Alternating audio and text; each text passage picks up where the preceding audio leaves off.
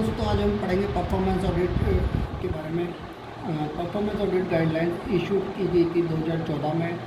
ISSS इसके अंतर्गत आता है 100, 300, 3000 और रेगुलेशन ऑफ ऑडिट 2007 जो मैनुअल है उसके रेगुलेशन 68 के अंतर्गत बताया गया है कि ऑर्गेनाइजेशन जो ऑपरेट होती है इसका इंडिपेंडेंट असेसमेंट किया जाना चाहिए। कोई भी ऑर्गेनाइजेशन जिसका सिस्टम है किस तरह से ऑपरेट होती है उसका ऑडिट एक इंडिपेंडेंटली होना चाहिए। Independent assessment to which organization operate, ये रेगुलेशन 68 के तहत बताया गया है। परफॉर्मेंस ऑडिट गाइडलाइंस, ठीक है। परफॉर्मेंस ऑडिट गाइडलाइन के 3 पॉइंट्स है कि ये प्रिस्क्रिप्टिव होते हैं नेचर के अंदर, मतलब ये एक सुझाव देने वाला रिकमेंडेशन होते हैं कि किस तरह से परफॉर्मेंस ऑडिट गाइडलाइंस होनी चाहिए। इन गाइडलाइंस का उद्देश्य ये नहीं है कि अकाउंटेंट जनरल के डिसीजन को सुपरसीड करे, मतलब कि ये अकाउंटेंट जनरल के जो डिसीजन होगा उसके नीचे ही है ये प्रिस्क्रिप्टिव ये जो गाइडलाइंस है उसको सुपरसीड नहीं करेगी, ओवरऑल नहीं करेगी। और तीसरा पॉइंट है कि एजी इनके अंदर अपने टाइम के अनुसार एडजस्टमेंट कर सकता है। मतलब इन तीनों का मेन उद्देश्य मतलब ये है कि एजी ही सोल अथॉरिटी है डिसीजन लेने के लिए परफॉर्मेंस किस तरह से ऑडिट होगी, परफॉर्मेंस है ना। और ये केवल रिकमेंडेशन दे सकते हैं, केवल एजी को सजेशन दे सकते हैं और वो सजेशन इस तरीके से हैं कि वो एजी के डिसीजन को सुपरसीड या ओवररूल नहीं कर सकते। एजी का डिसीजन सबसे ऊपर ही रहेगा। मतलब मैं बात करूँ एजी डिसीजन ये ऊपर रहेगा और इसके नीचे रहेंगे ये गाइडलाइंस, ठीक है। ये आप एजी का डिसीजन सबसे सुप्रीम है, फिर नीचे आती है गाइडलाइंस। इनका रोल होता है केवल रिकमेंडेशंस देना, पर ये एजी के डिसीजन को ओवररूल या सुपरसीड नहीं करेंगी, ठीक है। एजी का डिसीजन सबसे ऊपर है, फिर इसको गाइड करने के लिए है ऑडिट गाइडलाइन जो प्रिस्क्रिप्टिव इन नेचर है, लेकिन ये एजी के डिसीजन को सुपरसीड नहीं करेगी।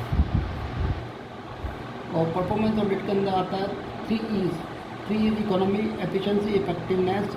इकोनॉमी के अंदर आता है मटेरियल मैन पावर कि डिपार्टमेंट कोई भी मटेरियल मैन पावर ले रहा है तो वो बेस्ट प्राइस पे ले, मतलब इकोनॉमिक होना चाहिए, कॉस्ट ज़्यादा एक्सपेंसिव नहीं होना चाहिए, मतलब कॉस्टली हो, क्वालिटी मेंटेन रखते हुए। इफ़िशेंसी मतलब जितना इनपुट अपन दे रहे हैं उतना आउटपुट मिल रहा है कि नहीं मिल रहा। परफॉर्मेंस ऑडिट में देखा जाता है जितना इनपुट अपने दिया है, रिसोर्सेज लगाए ऑडिट में, उतना आउटपुट मिल रहा है कि नहीं मिल रहा। इफेक्टिवनेस की जो ऑडिट जिस पर्पज़ से की गई थी उसका अटेनमेंट हुआ है कि नहीं, वो अचीव हुआ है कि नहीं, गोल अचीवमेंट, ठीक है। इकोनॉमिक में आगे देखो कि मटेरियल और मैन पावर, ठीक है, कि उनको बेस्ट प्राइस पे परचेज़ किया जाना। फिर इफ़िशेंसी में आता है कि जितना इनपुट दिया जा रहा है उतना आउटपुट मिल रहा है कि नहीं मिल रहा। और इफेक्टिवनेस में आता है कि जो गोल अपन ने सोचा था वो अचीव हुआ कि नहीं हुआ। ऑडिट में दो क्वेश्चन पूछेगा अपने आप से ऑडिटर कि थिंग्स जो है वो सही तरीके से की जा रही कि नहीं, are things being done in right way, कि सही तरीके से की जा रही है कि नहीं, ठीक है। और दूसरी चीज़ है कि क्या जो थिंग्स सोची गई थी वो पूरी हुई कि नहीं हुई, मतलब गोल अचीव हुआ कि नहीं हुआ। तो जो सही तरीके से की जा रही है नहीं, ये एफिशिएंसी और इकोनॉमी को दर्शाता है कि मतलब जिस तरीके से किया गया काम वो इफ़िशेंट है और इकोनॉमिक है कि नहीं है। और दूसरा आर थिंग्स बीइंग डन, ये इफेक्टिवनेस को दर्शाता है कि गोल अचीव हुआ कि नहीं हुआ। 2 क्वेश्चंस। अब 3 ऑडिट ऑब्जेक्टिव्स आते हैं, इसके अंदर आते हैं डिस्क्रिप्टिव, नॉर्मेटिव, एनालिटिक। डिस्क्रिप्टिव मतलब डिपार्टमेंट हम देखा कि हाउ किस तरह से चीज़ें काम कर रही है, ठीक है। डिपार्टमेंट ऑडिट में हम देखा किस तरह से चीज़ें काम कर रही है, descriptive. Normative how things ought to be, किस तरह से चीज़ें होनी चाहिए थी, ठीक है। ये तो किस तरह से थिंग्स काम कर रही है, और ये नॉर्मेटिव किस तरह से चीज़ें होनी चाहिए थी, ठीक है। एनालिटिक, और एनालिटिक्स में ये देखा जाता है कि किस तरह से जिस तरह से चीज़ें होनी चाहिए थी उस तरह से क्यों नहीं है। मतलब ये इन दोनों के बीच की ही डिफरेंस को जानने का है कि जिस तरह से चीज़ें हैं और जिस तरह से होनी चाहिए थी वो क्यों नहीं है। इन दोनों के बीच का डिफरेंस वो ये दर्शाता है why things not as being as they should be, ठीक है। 3 audit approach, system oriented approach, problem oriented approach, result oriented approach, ठीक है। सिस्टम ओरिएंटेड मतलब फंक्शनल मैनेजमेंट, मतलब डिपार्टमेंट किस तरह से फंक्शन करता है, मैकेनिज्म क्या है सिस्टम उसका। प्रॉब्लम ओरिएंटेड मतलब जिस तरह जो चीज़ें हैं डिपार्टमेंट में और जिस तरीके से होनी चाहिए, तो इसके बीच का डिफरेंस जो डेविएशन हुआ जो स्टैंडर्ड से, तो वहीं से प्रॉब्लम स्टार्ट हो गई। जो डेविएशन हुआ स्टैंडर्ड से, तो इसलिए प्रॉब्लम ओरिएंटेड अप्रोच, मतलब जो चीज़ें होनी चाहिए थी पर वास्तव में जैसी हो रही है, तो इसके कारण क्या डेविएशन रहा, और डेविएशन एक तरह से प्रॉब्लम वो दर्शा था किस प्रॉब्लम से डेविएट हुआ, तो problem oriented approach.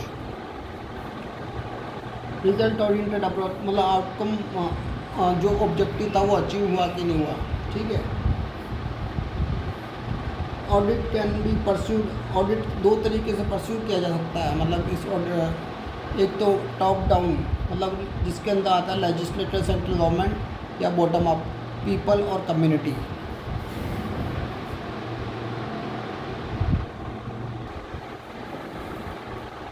Performance audit का पर्पज़ क्या, provide information to stakeholders कि जैसे मान लो परफॉर्मेंस ऑडिट की किसी कंपनी की, तो जो इन्फॉर्मेशन ऑडिट निकाल के देता है, तो स्टेक होल्डर जो उस कंपनी में शेयर्स लगाए होते हैं लोगों ने, उनको इन्फॉर्मेशन मिलती है कि अंदर क्या चल रहा है कंपनी, न्यू एनालिटिकल इंसाइट मतलब कि अंदर क्या चल रहा है कंपनी के। सेकंड, इंडिपेंडेंट अथॉरिटी मतलब कि परफॉर्मेंस ऑडिट ने कर ली तो एक अथॉरिटी बन जाती है कि यार ऑडिट वाले बोल रहे हैं तो ये सही बोल रहे होंगे, इंडिपेंडेंट अथॉरिटी व्यू।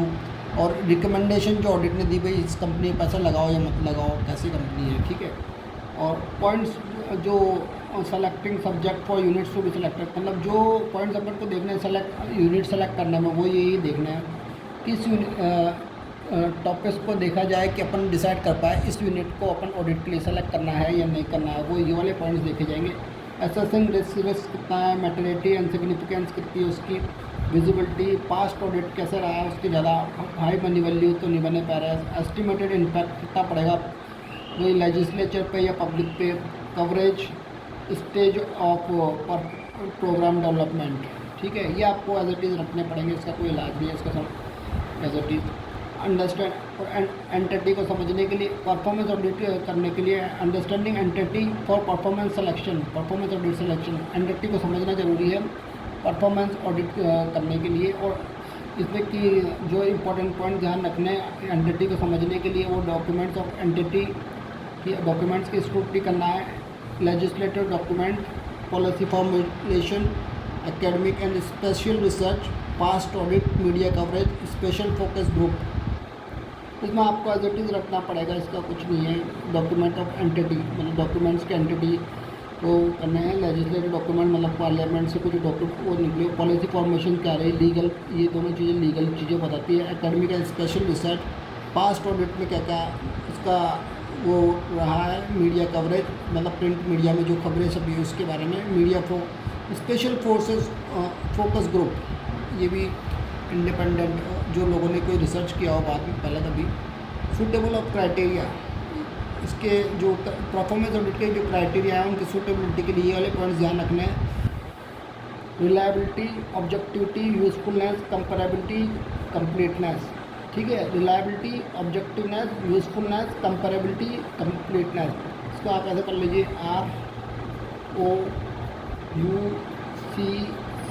ROUCC, इससे आपको पूरा ही याद आ जाएगा। ठीक है। Performance audit not conducted regulatory, so communication essential. Performance audit ऐसा है जो आमतः नहीं किया जाता ज़्यादातर, इसलिए इसमें क्या ये स्टार्ट होने से पहले कम्युनिकेशन कंटिन्यूसली बना रहना चाहिए, ये ज़रूरी है। रेगुलर कम्युनिकेशन इसेंशियल, क्योंकि परफॉर्मेंस ऑडिट ज़्यादातर रेगुलरली नहीं ऑडिट होती। स्टैटिक ऑडिट प्लान ये बनाना जरूरी है, क्योंकि determine for goal for department. ठीक है। डिपार्टमेंट के लिए अपन को गोल डिसाइड करने के लिए बनाना जरूरी है। और ठीक है, strategic audit plan to determine goal for department, कि मतलब उनकी ऑडिट किस तरह से करनी है, इसलिए स्ट्रेटेजिक ऑडिट प्लान बनाना जरूरी है। और ये बनता कैसे है, एजी एक तरफ एजी और डिपार्टमेंट के सीनियर मैनेजमेंट, एक तरफ तो स्टेट का एजी और सीनियर मैनेजमेंट जैसे CAG, deputy CAG, additional AG, ये सब मिलके ब्रेनस्टॉर्म मीटिंग्स करते हैं, फिर स्ट्रेटेजिक ऑडिट प्लान बनाते हैं। ठीक है। एक तरफ तो स्टेट का एजी एक तरफ दिल्ली में CAG डिप्टी CAG ये दोनों मिलके मीटिंग्स करते हैं, फिर स्ट्रेटेजिक ऑडिट प्लान बनाते हैं। ठीक है। मैटेरियलिटी आपको पहले ही बताया था कंप्लायंस ऑडिट में कि जो भी चीज़ जो इंटेंडेड यूज़र मतलब पब्लिक है जो उनके डिसीजन को डिसाइड अफेक्ट करती है वो मैटेरियलिटी कहलाती है। जैसे ऑडिट ने कोई पैरा निकाला कि फलानी कंपनी में इस टाइप का फ्रॉड हो रहा है, इसमें इन्वेस्ट नहीं करे, तो ऑडिट के कहने पे वो लोग उस कंपनी में लगाना इन्वेस्ट करना बंद कर दे, तो उस चीज़ को बोलेंगे अपन मैटेरियलिटी। क्योंकि ऑडिट के एक पैरा से लोगों का डिसीजन डिसाइड हो रहा है कि उसमें लगाना है नहीं लगाना, इसलिए इसको मैटेरियलिटी कहते हैं। ठीक है। तो ये एक इसमें होता है जो एक तो पब्लिक और लेजिस्लेटर दोनों का इंटरेस्ट देखा जाता है, उसके हिसाब से मैटेरियलिटी डिसाइड होती है। एक तरफ नीचे लेवल पे पब्लिक और हाई लेवल पे लेजिस्लेटर दोनों का इंटरेस्ट कितना है उस हिसाब से मैटेरियलिटी डिसाइड होती है। पायलट स्टडी होती है टू आइडेंटिफाई, मतलब पायलट स्टडी आपके लिए वो एक ओवरव्यू लेते हैं ना किसी डिपार्टमेंट का कि ऊपर से है ना, तो वो था pilot study to identify audit scope, audit objective, audit methodology. ठीक है। और ये लॉन्ग टर्म के लिए अगर not done for long term. ठीक है। Audit scope, objective, methodology to identify और not done for long period, मतलब लंबे समय के लिए होता है, बस एक छोटे टाइम के लिए होता है। और क्राइटेरिया जो है मतलब ऑडिट जो भी क्राइटेरिया डिसाइड करता है वो बायस नहीं होने चाहिए, मतलब कि किसी को फेवर करते हुए नहीं होने चाहिए, बिल्कुल ऑब्जेक्टिव होने चाहिए। ठीक है। अब इसमें एक मोस्ट इम्पोर्टेंट पार्ट आता है ऑडिट डिज़ाइन मैट्रिक्स। SS के एग्ज़ाम में एक बार आया था इससे एक क्वेश्चन, तो ये इम्पोर्टेंट है।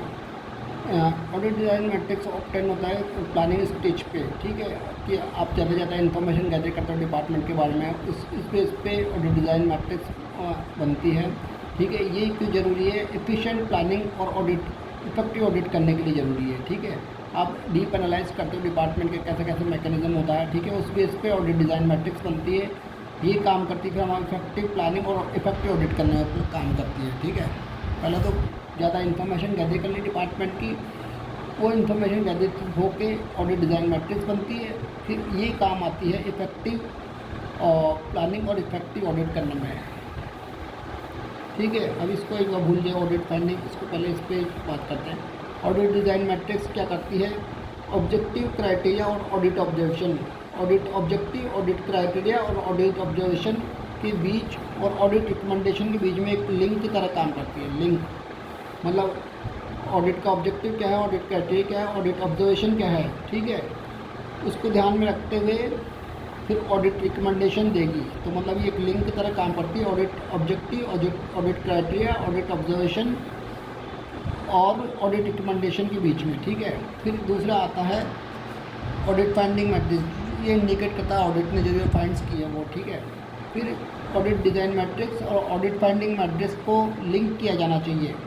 ठीक है। ऑडिट डिज़ाइन मैट्रिक्स और ऑडिट फाइंडिंग मैट्रिक्स को link should be link to and highlight para number, chapter number of draft report. ठीक है।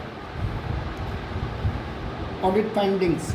ठीक है। ऑडिट फाइंडिंग्स में 4 एलिमेंट्स आते हैं। सबसे पहले इसको पढ़ेंगे अपन क्राइटेरिया, मैंने पहले लिख दिया। कंडीशन को आप पहले देखिए। कंडीशन व्हाट इज़, कैसे मतलब चीज़ें कैसी हैं, व्हाट इज़। फिर सेकंड नंबर पर आता है क्राइटेरिया, कैसी होनी चाहिए, व्हाट शुड बी। ठीक है। फिर कॉज, ठीक है, कि जैसी चीज़ें होनी चाहिए वैसी क्यों नहीं, why is the deviation from the criteria. ठीक है। ये वैसे वाली चीज़ें मैंने पढ़ी है, नॉर्मेटिव, डिस्क्रिप्टिव, एनालिटिक, है ना, कि कैसी चीज़ें हैं, फिर कैसी होनी चाहिए, फिर क्यों नहीं, ऐसी क्यों नहीं है। तो ठीक है। कंडीशन व्हाट इज़, कैसी चीज़ें हैं, क्राइटेरिया व्हाट शुड बी, कैसी होनी चाहिए, फिर कॉज, किस कारण से जैसी चीज़ें चाहिए वैसी क्यों नहीं, why is the deviation from the criteria. और फिर इस मतलब जो डिफरेंस आ रहा है इसका क्या इफेक्ट पड़ रहा है, व्हाट आर द कॉन्सिक्वेंसेस, ये। ठीक है। और ऑडिट फाइंडिंग मैट्रिक्स। ठीक है। और ऑडिट फाइंडिंग मैट्रिक्स के अंदर ही आपको चीज़ें याद करनी पड़ेगी।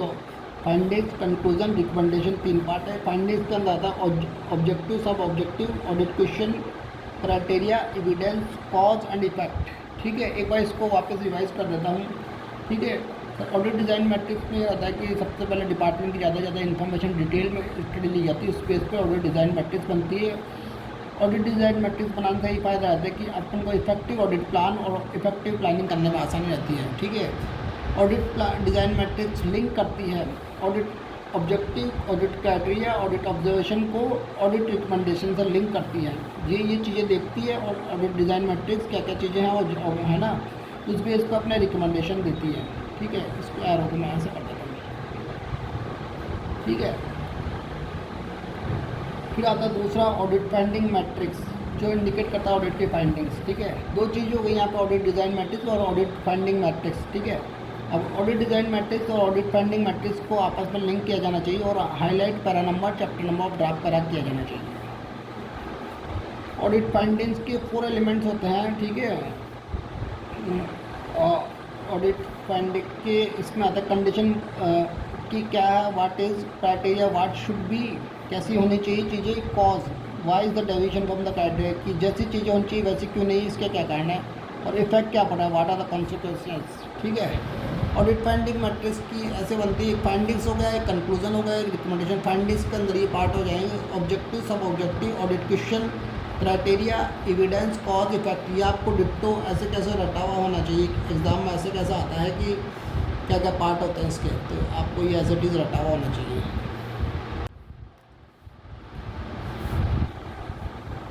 ये एक्चुअली है ऑडिट फाइंडिंग मैट्रिक्स। ठीक है, ऑडिट फाइंडिंग मैट्रिक्स के 4 एलिमेंट है, क्राइटेरिया, कंडीशन, क्लॉज, इफेक्ट। ठीक है, और फिर आता है एविडेंस। एविडेंस की 2 बातें होनी चाहिए इंपॉर्टेंट कैरेक्टरिस्टिक, कॉम्पिटेंस होना चाहिए और रिलेवेंस होना चाहिए। कॉम्पिटेंस से मतलब वैलिड एंड रिलायबिलिटी। ठीक है, वैलिड एंड रिलायबिलिटी मतलब क्या है, एक इंडिविजुअल का बताता हूँ। रिलायबल मतलब जैसे अपन ने टेस्ट किया, बार बार टेस्ट करने पर एक ही रिजल्ट मिल रहा है तो अपन रिलाय कर सकते हैं। वैलिड का मतलब क्या है कि जो जिस पर्पज़ के लिए किया जाना है, जो पर्पज़ रिप्रेजेंट किया जाना है वही पर्पज़ वो रिप्रेजेंट करा तो वैलिड है। ठीक है, रिलायबल मतलब जो एक अपन टेस्ट करते हैं बार बार एक ही रिजल्ट दे रहा हो तो अपन उसको रिलाई कर सकते हैं ना, तो वो रिलायबल वाली चीज़ हो गई। तो जिस पर्पज़ अपन को जो चाहिए ऑडिट, वो जो पर्पज़ आपका हो एक ऑडिट एविडेंस बता रहा है तो वो वैलिड माना जाएगा। रिलेवेंस के अंदर आता है लॉजिकल रिलेशनशिप होना चाहिए ऑडिट ऑब्जेक्टिव, जो ऑडिट ऑब्जेक्टिव अपने सोचा हुआ है एविडेंस भी वही बता रहा है ना, तो रिलेवेंस आ जाएगा। ठीक है, डॉक्यूमेंटेशन में आ गए 2 पार्ट, ऑडिट फाइल आ गई और वर्किंग पेपर आ गए। ऑडिट फाइल के अंदर क्या है, ऑडिट ऑब्जेक्टिव, स्ट्रेटेजी, मेथोडोलॉजी होती है। वर्किंग पेपर्स में जो ऑडिट फाइंडिंग्स की केडी मतलब की सपोर्टिंग डॉक्यूमेंट, जैसे ऑडिट ने बोला कि फलाने में कोई फ्रॉड पाया जाए तो उसको प्रूव करने के लिए जो ऑडिट एविडेंस होंगे ना वो वर्किंग फाइल्स में रह जाए, की बोलते हैं अपन, की सपोर्टिंग डॉक्यूमेंट्स। ठीक है, वो वर्किंग पेपर्स में रखे जाते हैं। और स्ट्रक्चर ऑफ ऑडिट रिपोर्ट ये आपको रखना पड़ेगा, ये भी इम्पोर्टेंट है। टाइटल की ऑडिट रिपोर्ट के क्या क्या पार्ट होते हैं, title, executive summary, introduction, audit objective, scope of audit, audit methodology, audit criteria, audit findings और recommendation, acknowledging, glossary of forms, ये आपको रखने पड़ेंगे एज इट इज।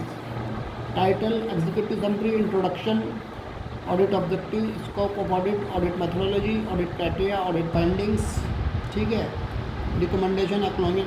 आप इसको ऐसे कर सकते हैं, यहाँ से लेकर यहाँ तक ये एक चीज़ हो जाएगा। ठीक है, यहाँ से लेकर यहाँ तक ये अलग चीज़ हो जाएगा, यहाँ से लेकर 3 title, executive summary, introduction, audit scope ये एक पार्ट में आ जाएंगे, ऑडिट मेथोडोलॉजी, क्राइटेरिया, फाइंडिंग्स ये एक पार्ट में आ जाएंगे, recommendation, acknowledging, glossary of form ये तीसरे पार्ट में आ जाएंगे।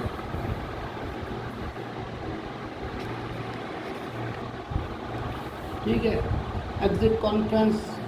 ठीक है, मिनट्स जो होते हैं एग्जिट कॉन्फ्रेंस के। ठीक है, जैसे एग्जिट कॉन्फ्रेंस हो गई, परफॉर्मेंस ऑडिट खत्म होती है तो एग्जिट कॉन्फ्रेंस होती है। ठीक है, तो उसके अंदर जो इसके जो मिनट्स होते हैं, जो भी संक्षेप मिनट्स को बोलते हैं, जो संक्षेप में की पॉइंट्स होते हैं और मीटिंग के उसको बोलते हैं मिनट्स बोलते हैं। तो एजी ऑफिस उसके मिनट्स भेजता है डिपार्टमेंट को। ठीक है, जो मीटिंग के, फिर एक्नॉलेजमेंट एक लेटर भेजता है डिपार्टमेंट कि हमको मिल चुके हैं। कब भेजता है, एग्जिट कॉन्फ्रेंस खत्म होने के 2 वीक के अंदर वापस एजी ऑफिस को भेजता है। एजी ऑफिस पहले भेजेगा, मिनट्स भेजेगा डिपार्टमेंट को। ठीक है, फिर ये मिलने के मतलब कि ठीक है, ये मिलने के 2 वीक के अंदर मतलब एग्जिट कॉन्फ्रेंस ख़त्म होने के 2 वीक के अंदर कि अपना कि हमको मिल चुके हैं एक्नॉलेजमेंट भेजेगा एजी ऑफिस को। कब भेजेगा? Within 2 week of completion of exit conference, ठीक है। जैसे जिस दिन मीटिंग हो हुई, ठीक है, उसके अगले दिन एजी ऑफिस भेज देगा अपने मिनट्स की जो की पॉइंट्स हो गए एग्जिट कॉन्फ्रेंस के, वो भेज देगा अगले दिन ही, मीटिंग होने के अगले दिन ही। फिर उसके विद इन 2 वीक के अंदर कि हम जो भी मिनट्स भेजे हैं उस पर एग्री करते हैं, उसके एग्जिट कॉन्फ्रेंस के विद इन 2 वीक के अंदर एजी ऑफिस को एक्नॉलेजमेंट का लेटर भेज देगा, ठीक है, डिपार्टमेंट। मैं एक बार आपको वापस से रिपीट करता हूँ। जैसे सबसे पहले परफॉर्मेंस ऑडिट ख़त्म हुई एग्जिट कॉन्फ्रेंस के सेम डे या अगले दिन मीटिंग के एजी ऑफिस मिनट्स भेज देता है डिपार्टमेंट को, ठीक है। एजी ऑफिस अगले दिन मिनट्स भेज देता है डिपार्टमेंट को एग्जिट कॉन्फ्रेंस ख़त्म होने के अगले दिन, ठीक है। फिर तभी से 2 वीक के अंदर डिपार्टमेंट एजी ऑफिस को कि जो भी आपने मिनट्स भेजे हैं उसका एक्नॉलेजमेंट भेज देता है। विद इन एग्जिट कॉन्फ्रेंस ख़त्म होने के 2 वीक के अंदर एक्नॉलेजमेंट डिपार्टमेंट एजी ऑफिस को भेज देगा, ठीक है। ऑडिट रिपोर्ट, अब कैरेक्टरिस्टिक ऑडिट रिपोर्ट इसमें बताया गया किस क्या क्या क्वालिटीज़ होनी चाहिए। तो ऑडिट रिपोर्ट परसुएसिव होनी चाहिए, ठीक है। फेयर कंक्लूजन और बैलेंस कंटेंट होना चाहिए, ठीक है। परसुएसिव मतलब कन्विंसिंग होनी चाहिए कि कन्विंस कर सके जो भी रीडर्स हैं उनको अपनी बात के लिए। Fair conclusion and balance content मतलब वो किसी का पक्षपात करते हुए नहीं होना चाहिए कि एक पार्ट को सपोर्ट करता है एक को डिस्करेज करता है, ऐसा कुछ नहीं। फेयर कंक्लूजन और वो बैलेंस होना चाहिए, ठीक है। और इसमें कंट्राडिक्टरी फाइंडिंग्स नहीं होनी चाहिए कि मतलब एक तरफ तो कुछ बोल रहा है एक तरफ कुछ बोल रहा है, ऐसा नहीं होना चाहिए। एक कंसिस्टेंटी मेंटेन होनी चाहिए। और इसके अंदर अपनी है ना ऑडिट खुद भी अपनी एक रेमेडियल अप्रोच बताना चाहिए कि डिपार्टमेंट को ऐसे किया जाना चाहिए वैसे किया जाना चाहिए, क्या और सुधार हो सकते हैं, मतलब कंस्ट्रक्टिव, ठीक है। और criticism as well as care assessment मतलब बैलेंस अप्रोच है कि क्रिटिसाइज कोई कमी दिख रही है तो उसको क्रिटिसाइज करे, तो कोई अच्छी चीज़ उसका सराहना करे, बैलेंस अप्रोच होनी चाहिए, ठीक है। इसके पार्ट हो गए परसुएसिव मतलब convincing, fair conclusion, balance content मतलब बैलेंस होनी चाहिए, किसी को भी पक्षपात करता हुआ वैसे नहीं चाहिए, ऑब्जेक्टिविटी। इसमें क्वेश्चन कैसे आता है कि ये दे दिया कि उसमें वो बोलते हैं कौन सी वाली करेक्टर जो ऑब्जेक्टिव बता दी, फिर 4 ऑप्शन देंगे बैलेंस कंटेंट, ये तो आपको एज इट इज़ रटा होना चाहिए। Persuasive, convincing, fair conclusion and balance content भी ये बताते हैं। Objectivity, does not contradictory founding, consistency मतलब कंसिस्टेंट रहना चाहिए पूरी थ्रू आउट ऑडिट रिपोर्ट की, ऐसे नहीं एक तरफ तो उन्होंने कुछ बोल दिया एक तरफ उसी के अपोजिट बात बोल दी है ना, तो इसको बोलते हैं कंसिस्टेंटली। और रेमेडियल अप्रोच बतानी चाहिए मतलब कि है ना क्या क्या सुधार हो सकते। कंस्ट्रक्टिव, ये क्वालिटी थी constructive. Criticism as well as fair assessment मतलब बैलेंस्ड अप्रोच होनी चाहिए उसकी, ठीक है। वो ऐसे नहीं वो क्रिटिसाइज भी कराओ, कोई अच्छी चीज़ हो तो उसको सराहना भी होनी चाहिए। परफॉर्मेंस ऑडिट रिपोर्ट कंप्लीट हो जाती है 10 महीने के अंदर। एवैल्यूएशन ऑफ परफॉर्मेंस ऑडिट, ठीक है। इसका जो परफॉर्मेंस ऑडिट होती है इसका एवैल्यूएशन 2 तरीके से होता है। डेस्क रिव्यू होता है कि जिसके अंदर मतलब ऑफिस के अंदर ही डेस्क रिव्यू होता है, मीटिंग्स होती है, डिस्कशन होता है, इसमें फील्ड वर्क नहीं आता मतलब है ना। और डिटेल फॉलोअप रिव्यू इसमें कंप्रेहेंसिव फील्ड वर्क मतलब फील्ड पे जाके वैसे होने वाला होता है डिटेल फॉलोअप रिव्यू।